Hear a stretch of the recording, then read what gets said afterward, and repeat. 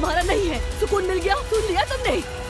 नायरा पागल मत बनो। कहाँ जाओगे छोटे बच्चे को लेकर, वो भी इस मौसम में सड़क पर? छोड़ दो, जाने दो ऐसे। क्या हो गया मुस्तफा भाई, बच्चे के बारे में सोचे। जिसका बच्चा है वो सोचे। मैं अपना बेटा लेकर जा रही हूँ, तुम्हारे अंदर शैतान आ गया है। अब्दुल्ला साहब, बाबा, अब्दुल्ला साहब, तुम डॉक्टर को फोन करो। अजलान बाबा।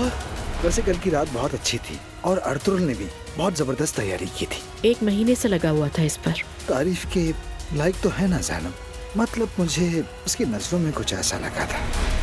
अब बात करने का कोई फायदा नहीं असलान। भाई तुम्हारी बात सही है, मगर हमें पहले पता लगाना होगा। हाँ मुस्तफा, पहले हमें तस्दीक करनी होगी।